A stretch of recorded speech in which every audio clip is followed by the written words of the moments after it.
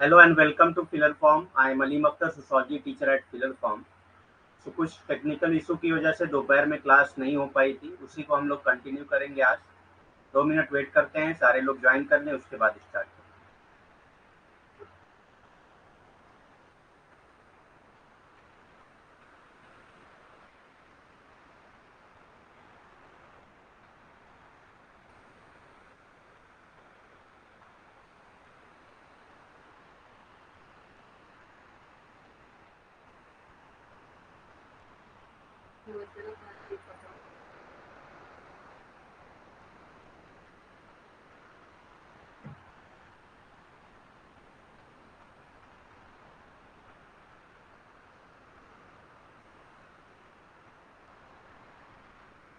आप लोग कंफर्म करिए वॉइस एंड पीपीटी क्लियर है या नहीं।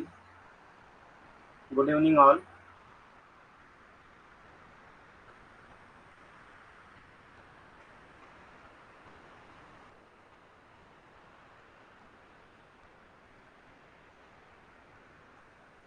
तो इससे पहले की क्लास में हम लोगों ने एनार्की यानी कि अराजकता की है। उसके बाद हम लोग स्टार्ट करते हैं एक नया फॉर्म ऑफ डेमोक्रेसी के साथ, जो कि है थ्योरेसी। थियो मतलब होता है धर्म, रिलीजन। ठीक।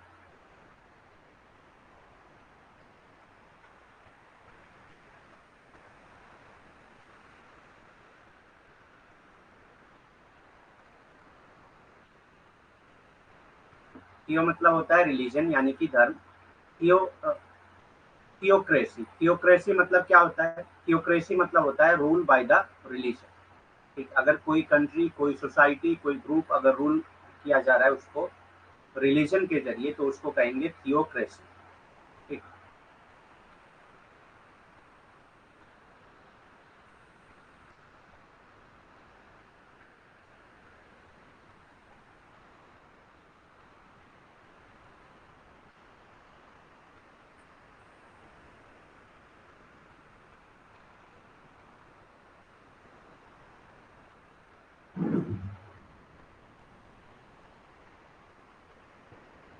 So theocracy means rule by a religious elite।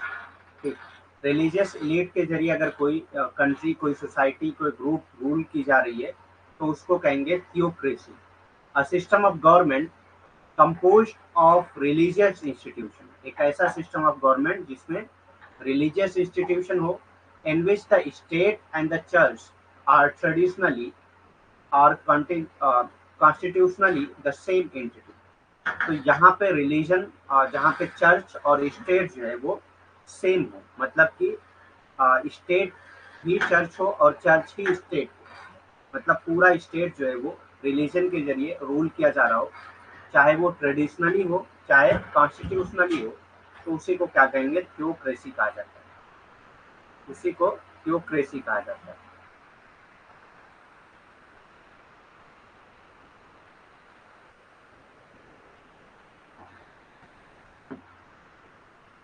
धर्म तंत्र क्या है? धर्म मतलब पता ही आपको क्या होता है? धर्म मतलब रिलीजन।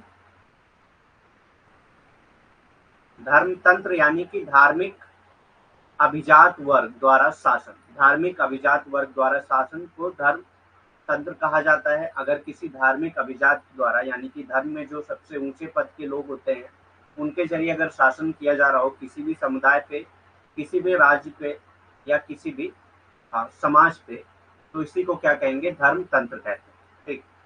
धार्मिक संस्थाओं से बनी शासन प्रणाली जिसमें राज्य और चर्च पारंपरिक या संवैधानिक रूप से एक ही इकाई है। ठीक।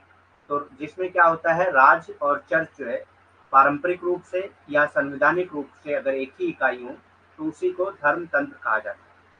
ठीक।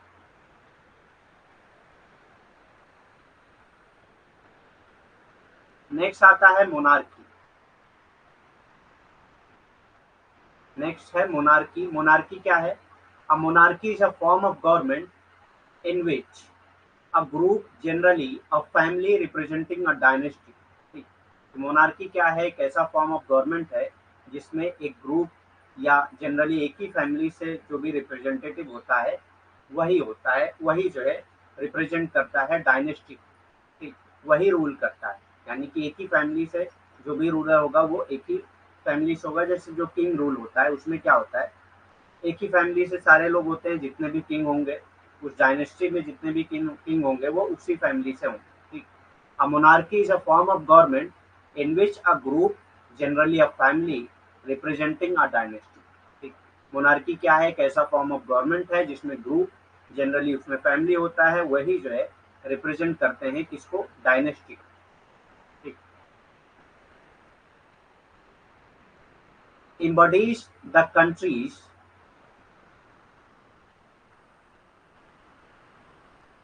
embodies the country's national identity and its head, ठीक। तो ये क्या करते हैं, ये कंट्री की सबसे नेशनल आइडेंटिटी आइडेंटिटी होते हैं और उसके हेड होते हैं। The monarch, monarch exercise the role of sovereignty, monarch के पास ही सब पावर होती है और रोल ऑफ सॉवरेनिटी भी इसी के पास होती है, ठीक। मोनार्क के पास ही रोल ऑफ सॉवरेनिटी होती है। मोनार्की यानी कि किंग रूल जिसमें होता है, ठीक।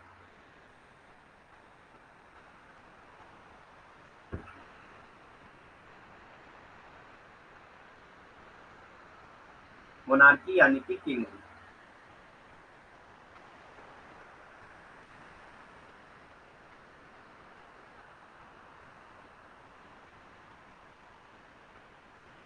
नेक्स्ट आता है जेरेंटोक्रेसी, जेरेंटोक्रेसी है ये, ग्रेंटोक्रेसी नहीं होगा, जेरेंटोक्रेसी होगा, ठीक।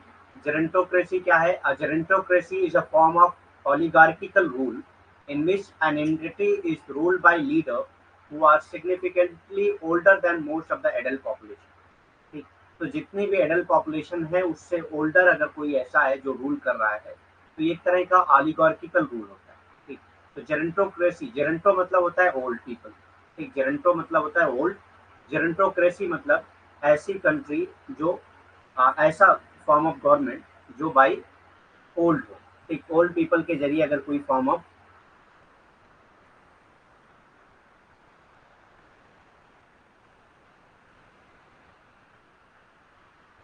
एक मिनट देखता हूँ मैं।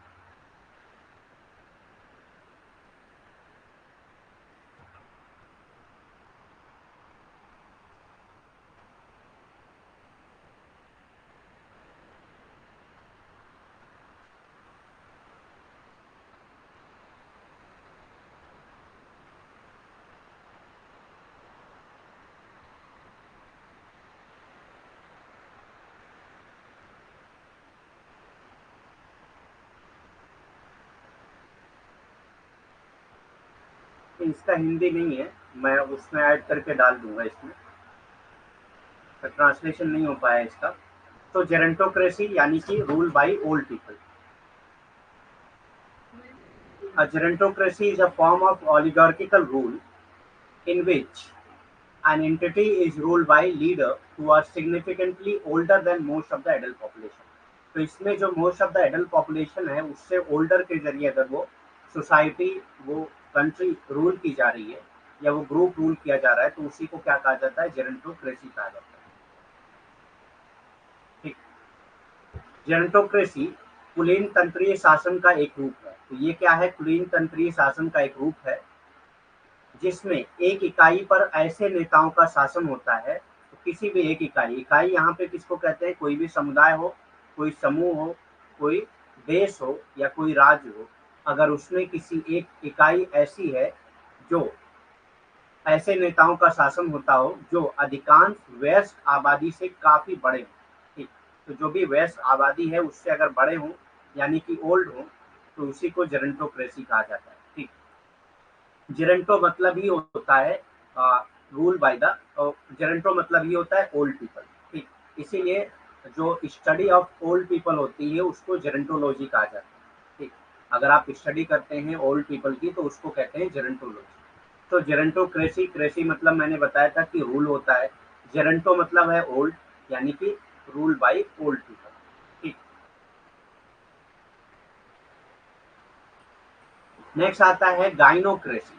गाइनो मतलब मैंने आपको बताया था, गाइनो मतलब क्या होता है, गाइनो मतलब होता है विमेन, ठीक। गाइनो मतलब होता है विमेन, इसीलिए जो विमेन की डॉक्टर होती है उसको क्या बोला जाता है, गाइनोकोलॉजिस्ट बोला जाता है, ठीक।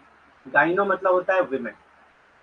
तो गाइनोक्रेसी, क्रेसी मतलब मैंने बताया रूल होता है, तो रूल बाय विमेन। अगर किसी कंट्री, किसी देश, किसी ग्रुप को कौन रूल कर रहा है, उसका राजा कौन है या उसको उसका रूलर कौन है, अगर वो विमेन है तो उसी को गाइनोक्रेसी कहा जाता है। ठीक उसी को गाइनोक्रेसी कहा जाता है। Authority, government are rule by women. ठीक, तो जो अथॉरिटी है या गवर्नमेंट है वो या रूल है बाय विमेन, तो उसी को कहा जाएगा गाइनोक्रेसी। अगर अथॉरिटी जो है विमेन के हैंड में है, ठीक, और या गवर्नमेंट जो है विमेन के हैंड में है या रूल जो है वो विमेन का है, तो उसी को गाइनोक्रेसी कहा जाता है। ठीक, उसी को गाइनोक्रेसी कहा जाता है। अधिकार, सरकार या महिलाओं द्वारा शासन, तो जो भी अधिकार हो, सरकार हो या महिलाओं द्वारा शासन हो, उसी को गाइनोक्रेसी कहा जाता है। ठीक, अधिकार, सरकार या महिलाओं द्वारा शासन, तो उसको गाइनोक्रेसी कहा जाता है।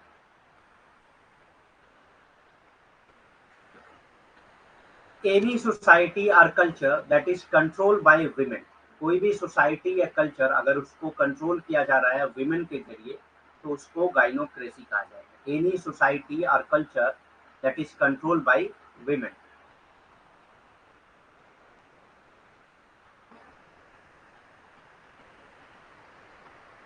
Any society or culture that is controlled by women, तो उसी को गाइनोक्रेसी कहा जाता है।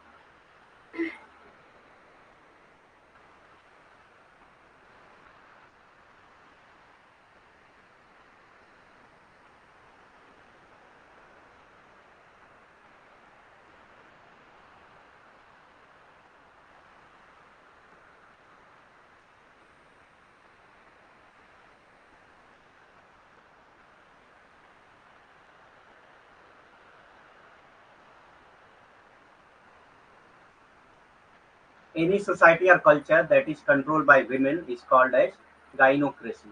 कोई भी समाज या संस्कृति जो महिलाओं द्वारा नियंत्रित होती हो, उसी को गाइनोक्रेसी कहा जाता है। ठीक, कोई भी समाज या संस्कृति जो महिलाओं द्वारा नियंत्रित होती हो, उसको गाइनोक्रेसी कहते हैं। ठीक,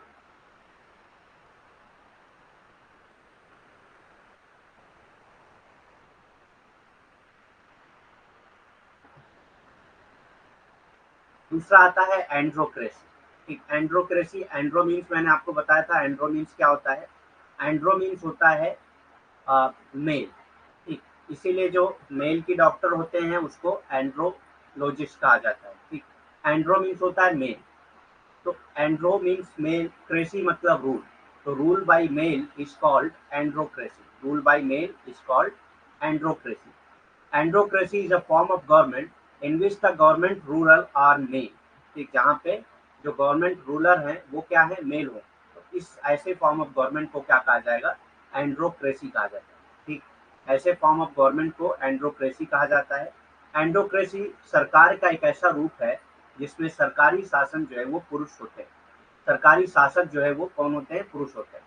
तो अगर सरकारी शासक जो है वो पुरुष हो, किसी भी समूह के, किसी भी समाज के या किसी भी राज्य के, तो उसको एंड्रोक्रेसी कहा जाए।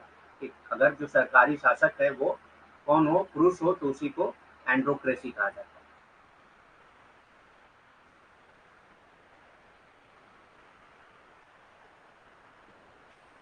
The male specially father have the central role of the political leadership. तो इसमें मेल यानी कि जो फादर होगा, वही उसी के पास जो है सेंट्रल रोल रोल होता है लीडरशिप का। पॉलिटिकल लीडरशिप का सेंट्रल रोल जो है वो किसके पास होता है, मेल के पास। स्पेशली उसमें अगर देखा जाए तो वो फादर्स के पास। ठीक, जो फादर्स होते हैं उन्हीं के पास सेंट्रल रोल होता है। तो ऐसे रूलर को क्या कहा जाता है, एंड्रोक्रेसी। ऐसे फॉर्म ऑफ गवर्नमेंट को एंड्रोक्रेसी कहा जाता है। Moral authority and control property, control of property. तो ये पॉलिटिकल लीडरशिप पे इनका रोल होता है, मोरल अथॉरिटी पे इनका लीडर रोल होता है, एंड कंट्रोल ऑफ प्रॉपर्टी पे इनका रोल होता है। ठीक, प्रॉपर्टी कंट्रोल पे इनका रोल होता है। ठीक, moral authority and control of property. पुरुषों, विशेषकर पिताओं के राजनीतिक नेतृत्व को कहा जाता है एंड्रोक्रेसी। ठीक, तो पुरुषों या विशेषकर पिता के पास जो है वो राजनीतिक नेतृत्व होता है, नैतिक अधिकार होता है और संपत्ति पर नियंत्रण होता है। केंद्रीय भूमिका होती है, संपत्ति पर नियंत्रण की केंद्रीय भूमिका होती है। ठीक, तो पुरुषों विशेषकर पिताओं, ठीक, पुरुष में पिता के पास ही शासन होता है, क्योंकि पुरुष में सबसे जो हेड होगा वो सबसे ओल्डर मेंबर को ही बनाया जाता है। तो स्पेशली हेड जो होता है वो कौन होता है? पिता ही होते हैं। ठीक, तो पुरुष विशेषकर पिता की राजनीतिक नेतृत्व, नैतिक अधिकार और संपत्ति पर नियंत्रण की केंद्रीय भूमिका होती है। ठीक,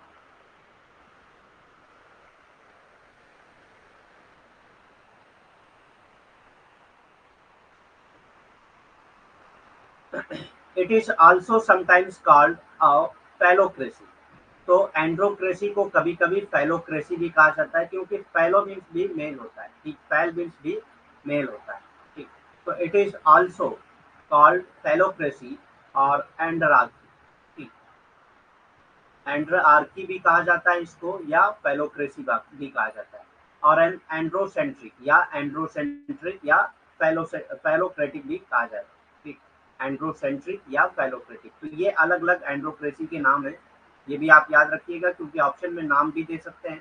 ठीक, तो एग्जाम में आपको जब ऑप्शन दिया जाएगा तो ऑप्शन में फेलोक्रेसी भी दिया जा सकता है, एंड्रार्की भी दिया जा सकता है, और एंड्रोसेंट्रिक भी दिया जा सकता है, और फेलोक्रेटिक भी दिया जा सकता है। तो आपको पता होना चाहिए कि सारे नाम जो है वो किससे रिलेटेड है, वो एंड्रोक्रेसी से रिलेटेड। ठीक, इसे कभी कभी फेलोक्रेसी भी कहा जाता है, या एंड्रार्की भी कहा जाता है, या एंड्रोसेंट्रिक या फेलोक्रेटिक भी कहा जाता है। ठीक,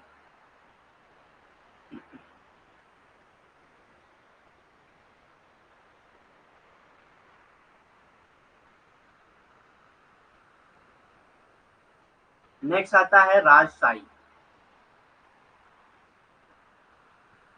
ठीक है, ये थोड़ा सा मतलब मिस हुआ है, मतलब पहले का पेज जो है लास्ट में लग गया और लास्ट का पेज पहले लग गया है। तो ये राजशाही क्या है? ये मोनार्की का ही ट्रांसलेशन है। जो मोनार्की का हिंदी में नहीं हुआ था वो राजशाही मोनार्की का ही ट्रांसलेशन है।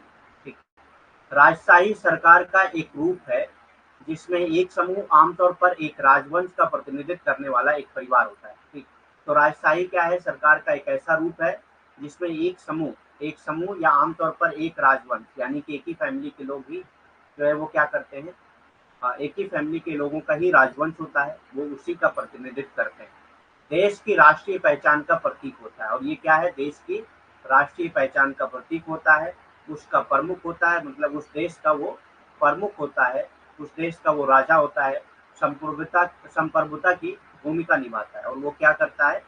संप्रभुता की भूमिका निभाता है। ठीक, राजशाही सरकार का एक ऐसा रूप है जिसमें एक समूह, आमतौर पर एक ही परिवार कह सकते हैं, आमतौर पर एक ही परिवार जो एक राजवंश का प्रतिनिधित्व करता है, देश की राष्ट्रीय पहचान का प्रतीक होता है, और उसका प्रमुख होता है, राजा होता है, और संप्रभुता की भूमिका निभाता है। ठीक, तो उसी को राजशाही कहते हैं। तो ये मोनार्की का ही ट्रांसलेशन है।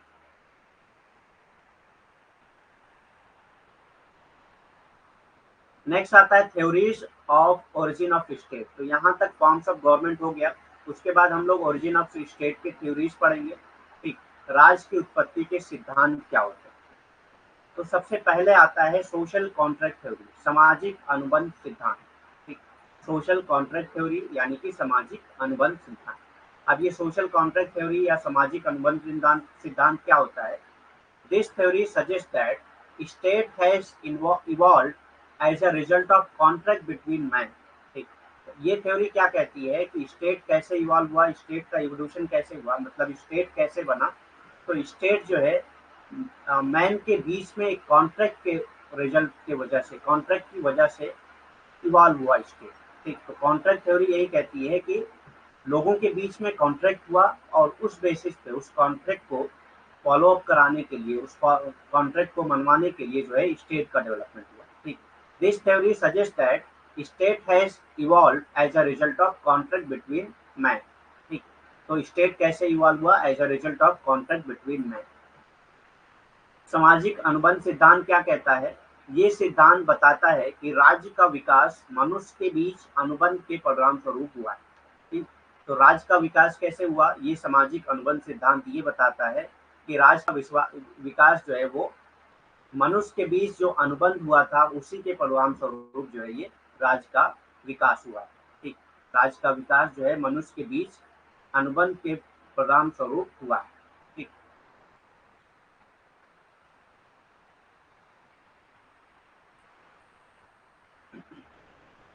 It is not natural institution but a contractual entity. ठीक। तो ये क्या है, नेचुरल इंस्टीट्यूशन नहीं बल्कि एक कॉन्ट्रेक्चुअल एंटिटी है। नेचुरल इंस्टीट्यूशन मतलब कि ये नेचुरली स्टेट जो है नेचुरली डेवलप नहीं हुआ। ठीक। नेचुरली डेवलप नहीं हुआ स्टेट यानी कि ये नेचुरल इंस्टीट्यूशन नहीं है, लेकिन एक क्या है, कॉन्ट्रैक्ट एंटिटी है, एक कॉन्ट्रैक्ट एंटिटी है। ये कोई प्राकृतिक संस्था नहीं है बल्कि एक संविदात्मक इकाई है। ठीक। तो राज्य जो है वो क्या है, कोई प्राकृतिक संस्था नहीं होती है बल्कि क्या है, एक संविदात्मक इकाई है। ठीक। तो यही कहते हैं स्टेट, जो कॉन्ट्रैक्ट थ्योरी है वो क्या कहती है कि ये नेचुरल इंस्टीट्यूशन नहीं है बल्कि कॉन्ट्रेक्चुअल एंटिटी है। अनुबंध सिद्धांत क्या कहता है कि ये प्राकृतिक संस्था नहीं है बल्कि संविदात्मक इकाई है। अब हॉब्स क्या कहते हैं इसके बारे में। हॉब्स ने जो है कॉन्ट्रैक्ट थ्योरी बताई है, तो इसमें हॉब्स क्या कहते हैं, Hobbes suggest that there was no protection of right of man before state. तो ये कहते हैं मैन के राइट का कोई भी प्रोटेक्शन स्टेट से पहले नहीं था। स्टेट से पहले प्रोटेक्शन ऑफ राइट का कोई कॉन्सेप्ट नहीं हुआ करता था। मैन के राइट का जो है प्रोटेक्शन स्टेट से पहले कुछ नहीं था। मतलब जो भी आदमियों का जो भी राइट होता है, एज ए ह्यूमन जो भी उनका राइट होता है वो उनको स्टेट से पहले नहीं मिल रहा था, उसका कोई प्रोटेक्शन नहीं था। And therefore man इंटर्स into agreement. ठीक। इसीलिए जो है उन्होंने क्या किया, एग्रीमेंट किया। ठीक। ताकि उनके राइट को बचाया जा सके, उनके राइट को प्रोटेक्ट किया जा सके। तो एक एग्रीमेंट पे ये लोग राजी हुए और ऐसे ही स्टेट का डेवलपमेंट हुआ। एग्रीमेंट और कॉन्ट्रैक्ट एक ही चीज है। ठीक। तो ये एग्रीमेंट डेवलप हुआ और इसी तरह से स्टेट का इन्वॉल्वमेंट हुआ। ठीक। हॉब्स का सुझाव है कि राज्य के समक्ष मनुष्य के अधिकारों की कोई सुरक्षा नहीं। मतलब राज्य से पहले जो है मनुष्य के अधिकारों की कोई भी सुरक्षा नहीं थी। ऐसा मनुष्य जो भी मनुष्य का अधिकार होता है उन मनुष्य के अधिकार की कोई भी सुरक्षा नहीं थी, उन अधिकारों की कोई भी सुरक्षा नहीं थी। इसलिए मनुष्य ने जो है एक समझौते में प्रवेश किया। मतलब कि ये एक समझौता करते हैं। ठीक। कि सबके अधिकार को दिया जाना चाहिए, सबके अधिकार को प्रोटेक्ट किया जाना चाहिए और इसी तरह से राज्य का डेवलपमेंट हुआ। ये अनुबंध सिद्धांत ही कहता है। ठीक।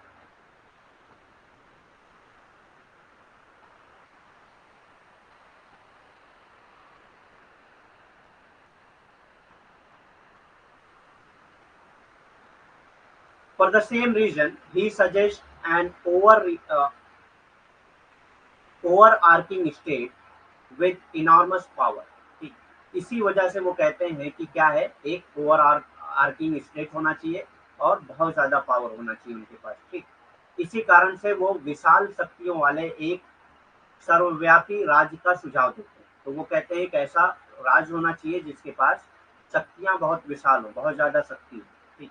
ताकि जो भी मैन का प्रोटेक्शन है, राइट का प्रोटेक्शन है, वो किया जा सके। मैन के प्रोटेक्शन ऑफ राइट को किया जा सके। ठीक।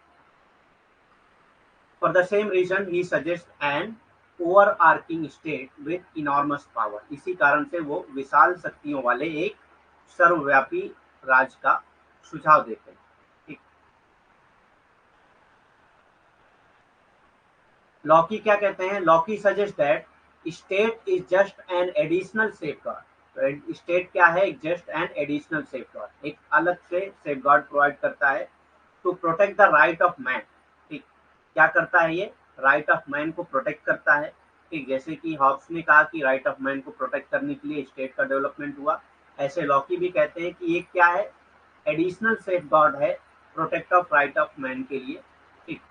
Protect the right of man के लिए एंड एडवोकेट मिनिमल स्टेट। और इन्होंने कहा कि एक मिनिमल यानी कि बहुत मिनिमम स्टेट होना ही चाहिए। ठीक।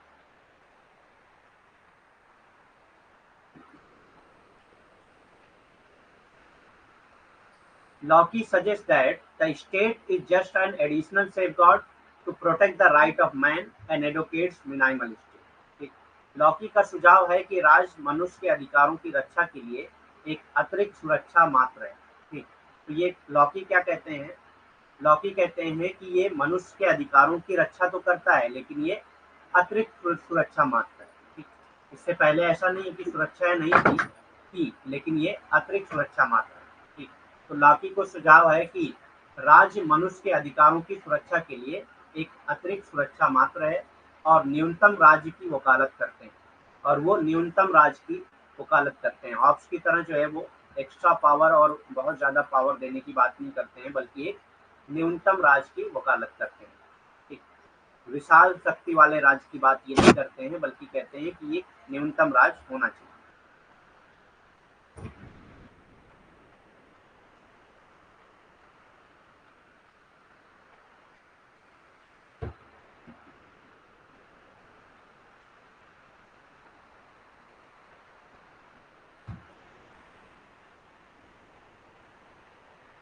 नेक्स्ट आता है हिस्टोरिकल और इवोल्यूशनरी थ्योरी। हिस्टोरिकल थ्योरी या इवोल्यूशनरी थ्योरी क्या कहती है स्टेट के बारे में?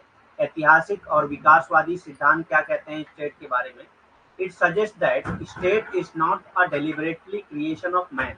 ठीक, तो ये कहते हैं कि स्टेट जो है वो मैन का क्रिएशन नहीं है, मैन ने स्टेट नहीं बनाया है, मतलब मनुष्य ने जो है स्टेट को, राज्य को नहीं बनाया है। Instead a natural development. तो ये जो कॉन्ट्रैक्ट थ्योरी है उसके अपोजिट जाते हैं, क्योंकि कॉन्ट्रैक्ट थ्योरी क्या कहती है कि ये नेचुरल एंटिटी नहीं है, बल्कि ये मैन मेड एंटिटी है। ठीक, लेकिन ये हिस्टोरिकल और इवोल्यूशनरी थ्योरी क्या कहती है कि ये मैन मेड नहीं है, बल्कि ये natural development of course of in course of history है, मतलब ये नेचुरली डेवलप हुआ है। स्टेट का जो कॉन्सेप्ट है वो नेचुरली डेवलप हुआ है। ठीक, स्टेट का डेवलपमेंट नेचुरली हुआ है in the course of history. History के कोर्स में, मतलब जैसे जैसे एवोल्यूशन हुआ वैसे स्टेट का भी डेवलपमेंट हुआ। तो it suggest that state is not a deliberately creation of man. ये क्रिएशन ऑफ मैन नहीं है, instead a natural development in course of history. इसके अलावा क्या है, ये नेचुरल डेवलपमेंट है इन कोर्स ऑफ हिस्ट्री। ऐतिहासिक विकासवादी सिद्धांत का क्या मानना है कि ये सुझाव देते हैं कि राज मनुष्य द्वारा जानबूझ कर की गई रचना नहीं है। ठीक, तो राज्य जो है वो मनुष्य द्वारा बनाई गई रचना नहीं है, बल्कि ये क्या है, इतिहास के दौरान एक प्राकृतिक विकास है। मतलब प्राकृतिक तरीके से इतिहास राज्य का विकास हुआ है। ये अनुबंध सिद्धांत जो था, अनुबंध सिद्धांत क्या था कि ये प्राकृतिक तरीके से नहीं हुआ है, बल्कि ये मनुष्य द्वारा बनाया गया है। लेकिन ये उसका उल्टा कहते हैं कि ये प्राकृतिक तरीके से विकास हुआ है इसका, इतिहास के दौरान जो है प्राकृतिक तरीके से इसका विकास हुआ है, ये मनुष्य ने नहीं बनाया है। ठीक, तो ये डिफरेंस है हिस्टोरिकल और इवोल्यूशनरी और कॉन्ट्रैक्ट थ्योरी। ठीक, थोड़ा सा पेन टाइप खराब हो गया है, इसीलिए लिखने में थोड़ा दिक्कत आ रही है। एक दो दिन में सही हो जाएगा, तब तक के लिए थोड़ा सा आपको झेलना पड़ेगा।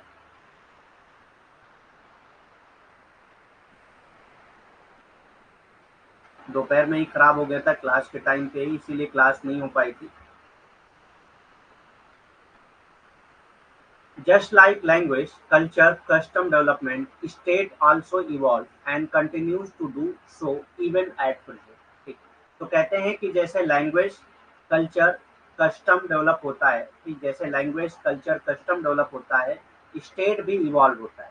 ठीक, एंड वो ऐसा कंटिन्यू करते रहते हैं। ठीक, and continue to do so even at present, और अभी भी ऐसा होता रहता है। ठीक, तो जैसे लैंग्वेज डेवलप होती रहती है, कल्चर डेवलप होता रहता है या कस्टम डेवलप होता रहता है, वैसे स्टेट भी इवॉल्व करता है और अभी भी इवॉल्व कर रहा है। ठीक, जैसे भाषा, संस्कृति, रीति रिवाज विकसित हुए। ठीक, तो ये थ्योरी क्या कहती है, इवोल्यूशनरी थ्योरी क्या कहती है कि जैसे,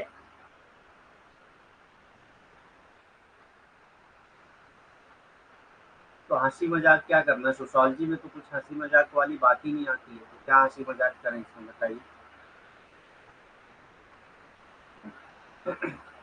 जैसे भाषा, संस्कृति, रीति रिवाज विकसित हुए, वैसे ही राज्य भी विकसित हुआ। ठीक, तो जैसे भाषा, संस्कृति या रीति रिवाज विकसित होते हैं, वैसे ही राज्य भी विकसित होता है, और वर्तमान में भी विकसित हो रहा है, और अभी भी ये क्या है, विकसित हो रहा है। ठीक,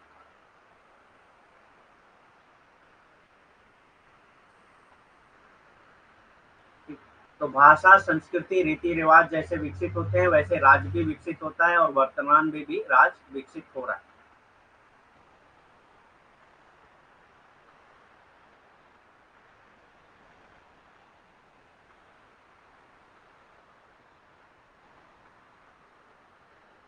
the formation of state is a complex phenomena. तो फॉर्मेशन ऑफ स्टेट क्या है? कॉम्प्लेक्स फेनोमेना है। ये किसका मानना है? इवोल्यूशनरी थ्योरी का या हिस्टोरिकल थ्योरी का मानना है। And should not be reduce to a single factor, और इसको एक सिंगल फैक्टर के जरिए नहीं डिफाइन किया जाना चाहिए। ठीक, तो जैसे कॉन्ट्रैक्ट थ्योरी में सिर्फ कॉन्ट्रैक्ट एक फैक्टर बता दिया। ठीक, तो ये इवोल्यूशनरी थ्योरी या हिस्टोरिकल थ्योरी जो है ये कहती है कि ये एक कॉम्प्लेक्स फेनोमेना है, इसको सिर्फ एक फैक्टर तक आप रिड्यूस नहीं कर सकते। ठीक, तो फॉर्मेशन ऑफ स्टेट जो है वो, गुड इवनिंग, बहुत लेट ज्वाइन कर रहे हैं, आपको क्लास खत्म होने वाली है। The formation of state is a complex phenomena and should not be reduce to a single factor, इसको एक सिंगल फैक्टर तक रिड्यूस नहीं किया जाना चाहिए। ठीक, राज्य का गठन गठन एक जटिल घटना है और इसे किसी एक कारक तक सीमित नहीं किया जाना चाहिए। तो राज्य का गठन क्या है? एक जटिल घटना है और किसी एक कारक तक इसको सीमित नहीं किया जाना चाहिए। ठीक, मतलब ये कहते हैं कि किसी एक कारण को बताकर कि हाँ इस वजह से राज्य का डेवलपमेंट हुआ, ऐसा नहीं आप कह सकते। जैसे अनुबंध सिद्धांत क्या कहता है कि सिर्फ अनुबंध की वजह से ही राज्य का गठन हुआ, तो ऐसा कहना गलत है। इवोल्यूशनरी थ्योरी का मानना ये है, विकासवादी सिद्धांत का ये मानना है कि ऐसा कहना गलत होगा। किसी एक फैक्टर पे जो है राज्य का डेवलपमेंट, राज्य का गठन नहीं हुआ है, बल्कि ये क्या है? एक जटिल घटना है। Numerous small and big factors like social instinct, religion force, kinship economy, development etc. ठीक, तो बहुत से मतलब फैक्टर इसमें हैं, चाहे वो छोटे फैक्टर हैं चाहे बड़े फैक्टर हैं फॉर्मेशन ऑफ स्टेट के लिए। जैसे आप कह सकते हैं सोशल इंस्टिंक्ट, रिलीजन। ठीक, social instinct, religion, force, kinship, economy, development, ये सारी चीजें जो है फॉर्मेशन ऑफ स्टेट में शामिल हैं। Have played role in formation of state. ठीक, इन्होंने फॉर्मेशन ऑफ स्टेट में रोल अदा किया। ठीक,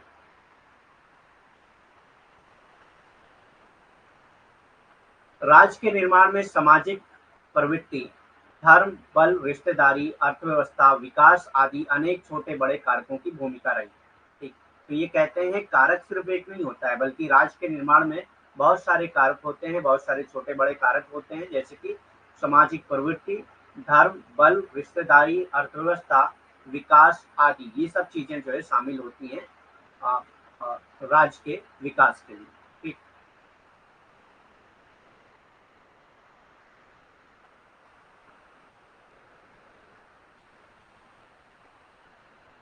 नेक्स्ट आता है मार्क्सियन थ्योरी। मार्क्सवादी सिद्धांत क्या कहते हैं? Marxist scholar like Engels argue that state is not natural. ये भी कहते हैं स्टेट क्या है? नेचुरल नहीं है। ठीक, जैसे कॉन्ट्रैक्ट थ्योरी कहती है स्टेट नेचुरल नहीं है, ऐसे ये भी कहते हैं स्टेट नेचुरल नहीं है। ठीक, तो मार्क्सियन थ्योरी का भी यही मानना है कि स्टेट नेचुरल नहीं है। एंजल्स जैसे जैसे मार्क्सवादी विद्वानों का तर्क है कि राज प्राकृतिक नहीं है। तो एंजल्स जैसे मार्क्सवादी सिद्धांतों का क्या तर्क है कि राज जो है वो प्राकृतिक नहीं है। ठीक, it was created at a point of time when society started dividing into two contending group. तो ये क्या कहते हैं कि ये ऐसे टाइम पे डेवलप हुआ जब सोसाइटी दो अलग अलग ग्रुप में बट रही थी। कंटेंडिंग मतलब दोनों आपस में जो है कॉन्फ्लिक्टिंग ग्रुप कह सकते हैं, दोनों आपस में संघर्ष वाले ग्रुप हों, तो इसी को कंटेंडिंग ग्रुप कहते हैं। तो ये मार्क्सियन थ्योरी का क्या मानना है कि स्टेट का डेवलपमेंट कब हुआ? ये तब डेवलप हुआ जब सोसाइटी जो है दो पार्ट्स में, दो कंटेंडिंग ग्रुप में डिवाइड हो रही थी तब। ठीक,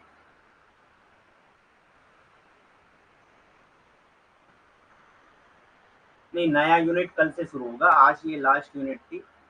ठीक, लास्ट पॉइंट चल रहा है यूनिट 5 का, कल से हम लोग यूनिट 6 स्टार्ट करेंगे। तो इसका निर्माण कैसे हुआ? राज्य का निर्माण कैसे हुआ? राज्य का निर्माण उस समय हुआ जब समाज दो प्रतिस्पर्धी समूहों में विभाजित हो रहा था। मतलब दो अलग अलग समूह, दो एक साथ जो है संघर्षी समूह जो है एक साथ जब डेवलप हो रहे थे तब राज्य का विकास हुआ। ठीक, क्योंकि मार्क्सवादी जो है राज को यानी कि स्टेट को जो है क्रिटिसाइज करते हैं, उसके अगेंस्ट रहते हैं। ठीक, उसके अगेंस्ट रहते हैं हमेशा कि राज्य का डेवलपमेंट जो है किसने किया है? कैपिटलिस्ट ग्रुप ने किया है, जो प्रोलिटेरिएट है उसको सप्रेस करने के लिए। ठीक, तो ये पूंजीवादियों द्वारा बनाया गया है स्टेट, राज्य जो है वो पूंजीवादियों द्वारा बनाया गया है। ये मार्क्सियन यानी कि मार्क्सवादी सिद्धांत का मानना है।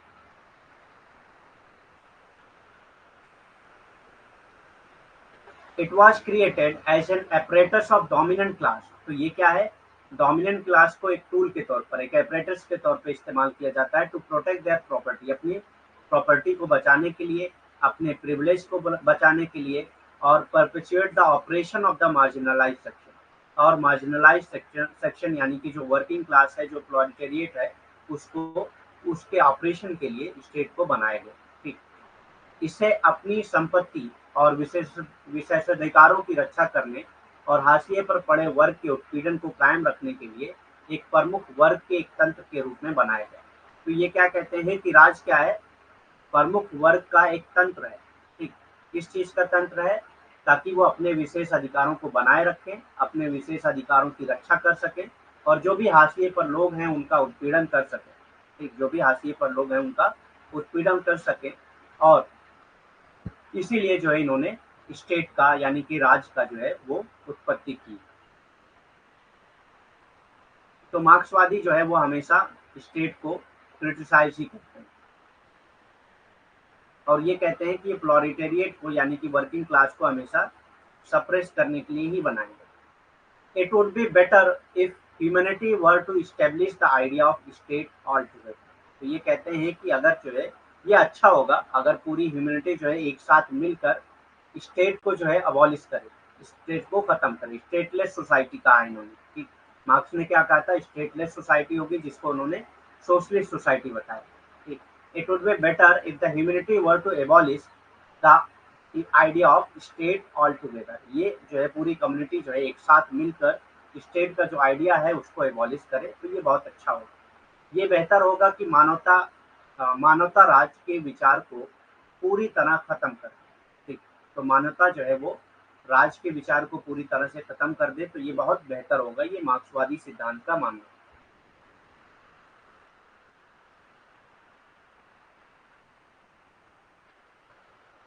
According to Garner, political science begins and ends with the state। तो गार्नर क्या कहते हैं, पॉलिटिकल साइंस जो है वो स्टेट से शुरू होती है और स्टेट पे खत्म हो जाती है। स्टेट रिप्रेजेंट अथॉरिटी और अ सिस्टम ऑफ गवर्नेंस। और स्टेट किसको कहते हैं, ये एक अथॉरिटी है और सिस्टम ऑफ गवर्नेंस। तो गार्नर के अनुसार क्या है, राजनीतिक विज्ञान जो है वो आरंभ और अंत होता है राज से, मतलब राज से ही इसका आरंभ होता है, पॉलिटिकल साइंस का, राजनीतिक विज्ञान का, और राज से ही इसका अंत होता है। और राज को इन्होंने क्या कहा है, राज सत्ता या शासन प्रणाली का प्रतिनिधित्व करता है। तो राज क्या करता है, सत्ता या शासन प्रणाली का प्रतिनिधित्व करता है।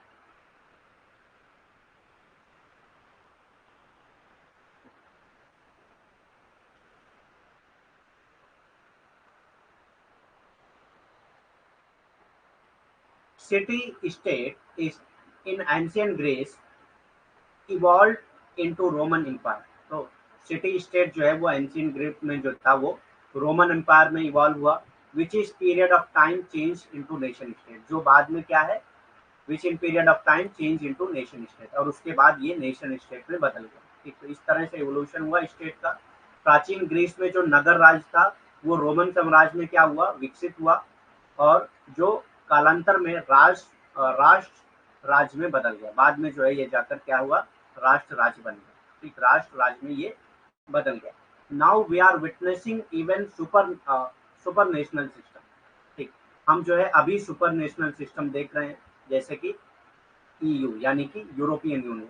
ठीक, यूरोपियन यूनियन जो है वो सुपर नेशनल सिस्टम है। तो अब हम जो है एक नेशन को नहीं देख रहे हैं, बल्कि कई नेशन मिलकर जो है एक यूनियन बना ले रहे हैं। ठीक,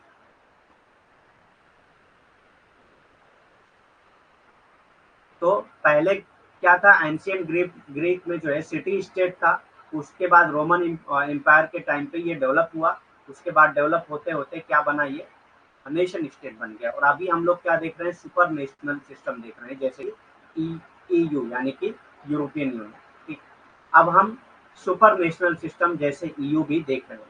ठीक, सुपर नेशनल सिस्टम अब हम लोग देखने लगे हैं जैसे यूरोपियन यूनियन। तो प्राचीन ग्रीस में नगर राज रोमन साम्राज्य में विकसित हुआ, जो कालांतर में राष्ट्र राज्य में बदल गया।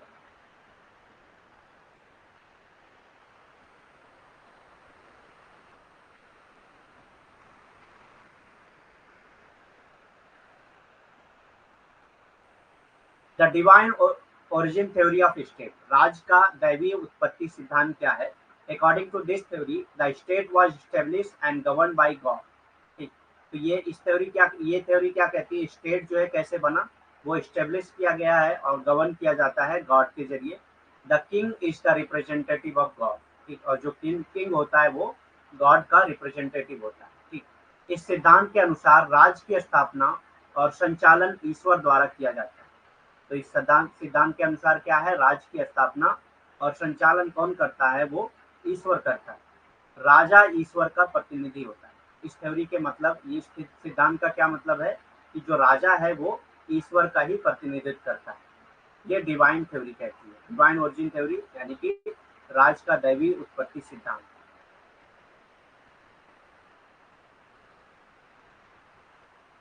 In early society, the religious and political authority were combined into one। ठीक, अर्ली सोसाइटी में रिलीजियस एंड पॉलिटिकल अथॉरिटी जो है वो एक साथ मिलकर एक में बदल गई। मतलब कि जो रिलीजियस अथॉरिटी थी और जो पॉलिटिकल अथॉरिटी थी वो एक ही अथॉरिटी थी। जो भी किंग होता था वही रिलीजियस अथॉरिटी भी होता था और वही पॉलिटिकल अथॉरिटी भी होता था। प्रारंभिक समाज में, यानी कि पिछले जमाने के जो भी समाज थे, प्रारंभिक समाज जो थे, वो धार्मिक और राजनीतिक सत्ता को एक में मिलाते हैं। तो वहां पे जो धार्मिक सत्ता थी और जो राजनीतिक सत्ता थी वो सब एक ही, एक ही आदमी के पास दोनों थी, धार्मिक सत्ता भी थी और राजनीतिक सत्ता भी थी।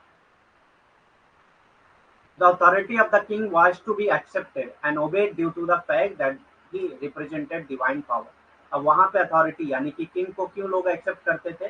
क्योंकि ये मानते थे कि वो किसको रिप्रेजेंट कर रहा है? डिवाइन पावर को, वो गॉड को रिप्रेजेंट कर रहा है। ठीक, राजा के अधिकार को इस तथ्य के कारण स्वीकार किया जाना चाहिए और उसका पालन किया जाना चाहिए क्योंकि वो दैवीय शक्ति का प्रतिनिधित्व करता है। वो दैवीय शक्ति का प्रतिनिधित्व करता है, यानी कि भगवान द्वारा ही उसको बनाया गया।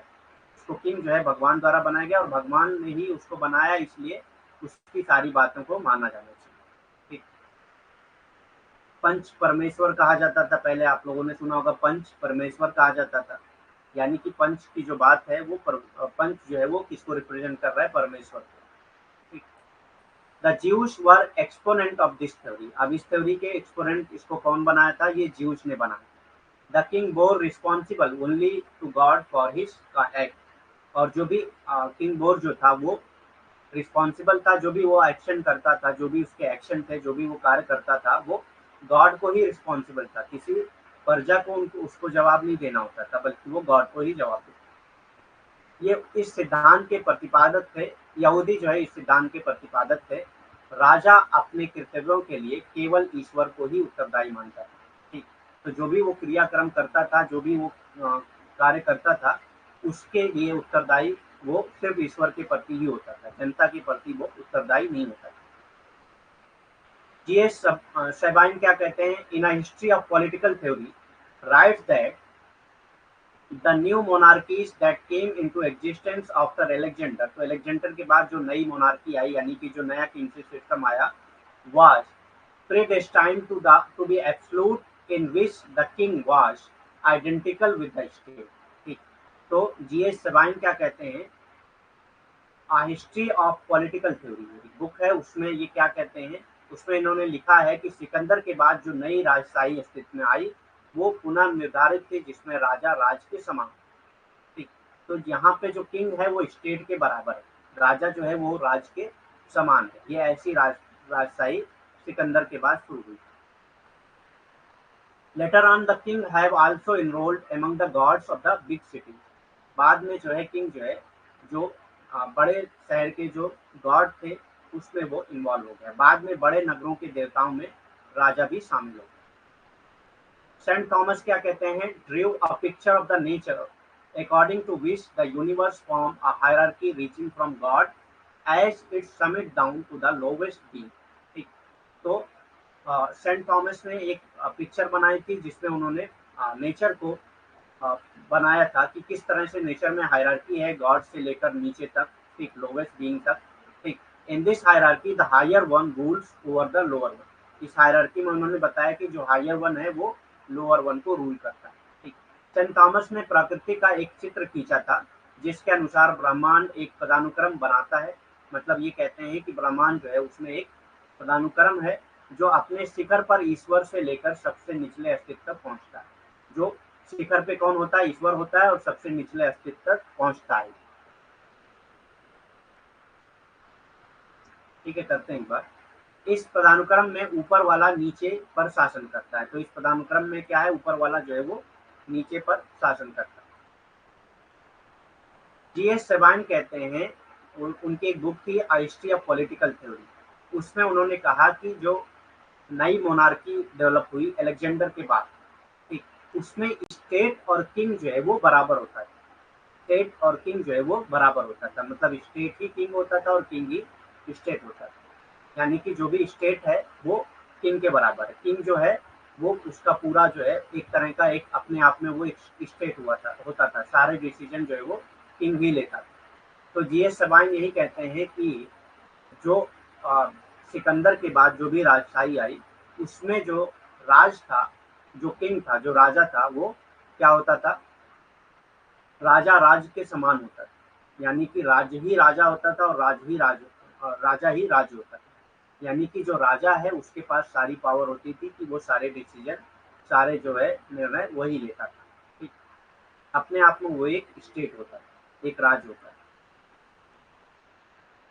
Main reason for the decline of nation state, ये कई बार एग्जाम में पूछा भी गया है। ठीक, main reason for the decline of nation state, राज राष्ट्र राज व्यवस्था के पतन के 7 कारण कौन कौन से हैं?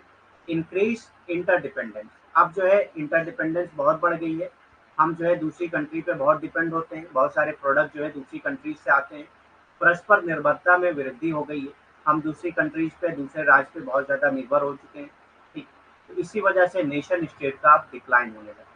नेशनलिस्टिक यूनिवर्सलिज्म, राष्ट्रवादी सार्वभौमिकता से भी ये भी एक रीजन है डिक्लाइन का नेशन स्टेट का। Trends towards international region integration, अब जो है ऐसा ट्रेंड चल रहा है कि जो अलग अलग नेशन है वो एक साथ इंटीग्रेट हो रहे हैं, जैसे यूनियन बना रहे हैं। G20 आपने सुना होगा, यूरोपियन यूनियन सुना होगा, ये सारे यूनियन बना रहे हैं। इस वजह से जो है नेशन स्टेट का भी डिक्लाइन हो रहा है। अंतर्राष्ट्रीय क्षेत्रीय एकीकरण की ओर रुझान बढ़ रहा है।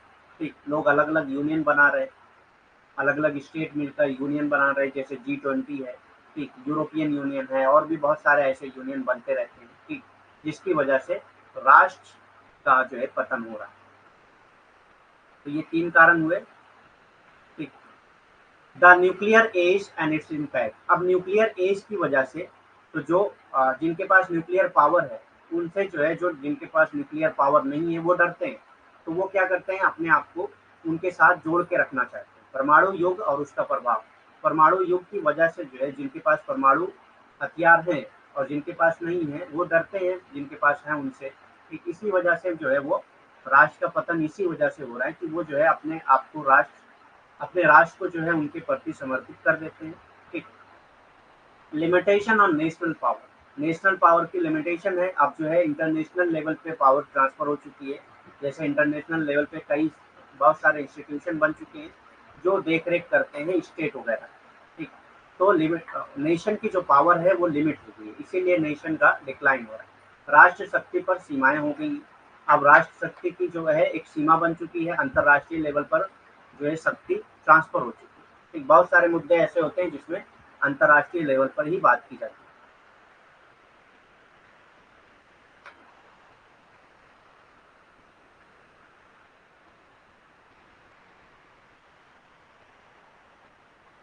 The erosion of the concept of sovereign equality of the nation state. ठीक, तो सॉवरेन इक्वलिटी जो है ये खत्म होने लगी नेशन स्टेट की, इस वजह से भी नेशन स्टेट का पतन होने लगा, डिक्लाइन होने लगा। राष्ट्र राज्य की संप्रभु समानता की अवधारणा का चरण होने लगा, इसी वजह से जो है राज का जो है राष्ट्र राज्य का जो है वो क्या हुआ?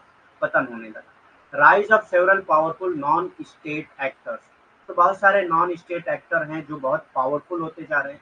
जैसे अभी आपने सुना होगा मल्टीनेशनल कंपनी जो होती है वो किसी एक राष्ट्र की नहीं होती है, बल्कि उनकी पूरे कई राष्ट्र में उनकी पावर होती है।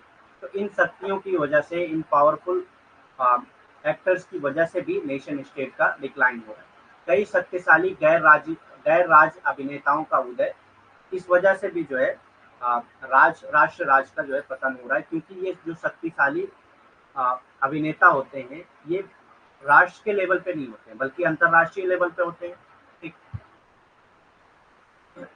जैसे कि मल्टीनेशनल कंपनी जो है वो।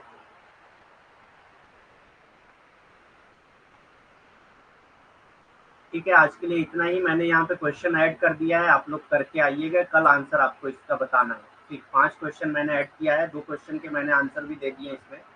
आर्टिकल 30, 29 और 30 मैंने ऐड कर दिया है, जो माइनॉरिटी से रिलेटेड है, राइट ऑफ प्रोटेक्ट मतलब माइनॉरिटी के प्रोटेक्शन, राइट के प्रोटेक्शन के लिए है आर्टिकल 29 और 30। ठीक, और आर्टिकल 17 जो है वो अनटचेबिलिटी है। तो ये 2 क्वेश्चन मैंने कर दिया है, बाकी 3 क्वेश्चन आपको करने हैं। Thank you very much. और भी कोई क्वेश्चन है तो कर सकते हैं आप लोग, एनी क्वेश्चन।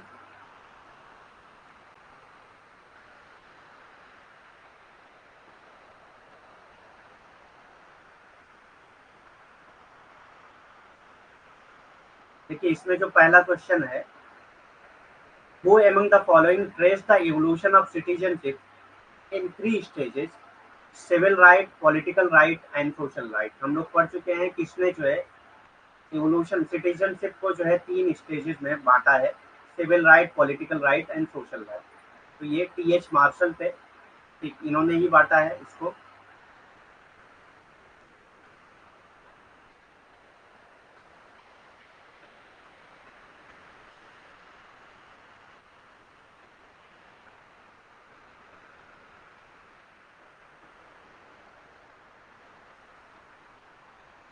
टी.एच. मार्शल इसका आंसर होगा। ठीक है, टी.एच. मार्शल इसका आंसर होगा।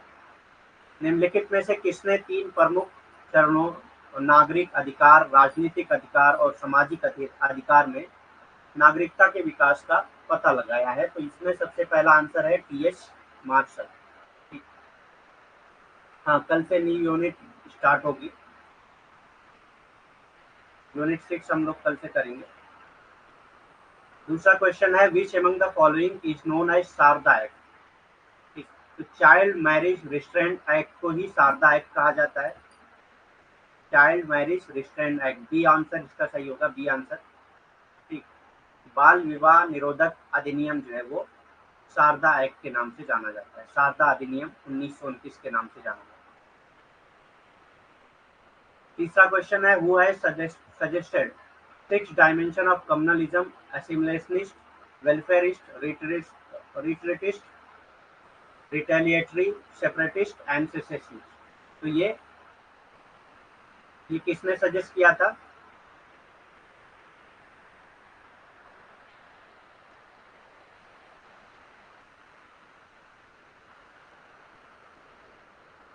ये टीके वुमेन ने जिसको इसको सजेस्ट किया था। यहाँ पे आंसर थोड़ा सा गलत है, तीसरा आंसर होगा, टीके वुमेन होगा, ये सही कर लीजिएगा आप। टीके वुमेन ने सजेस्ट किया था 6 डायमेंशन ऑफ कम्युनलिज्म।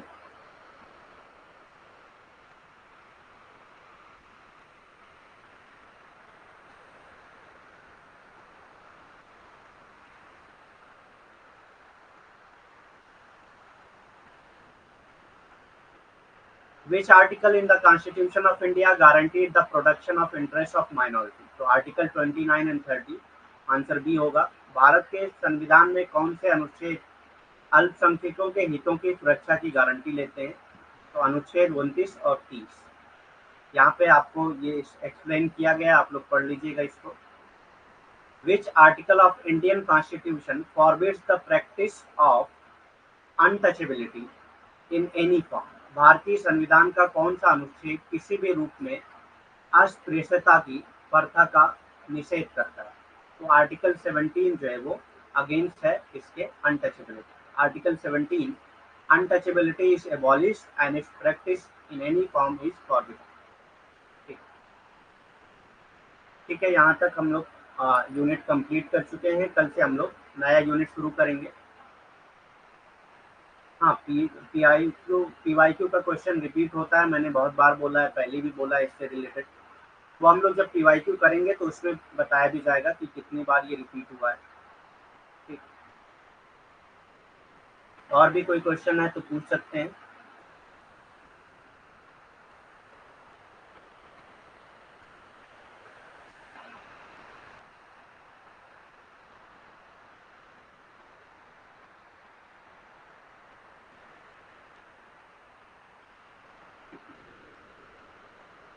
ठीक है, फिर लीव करते हैं। Thank you very much.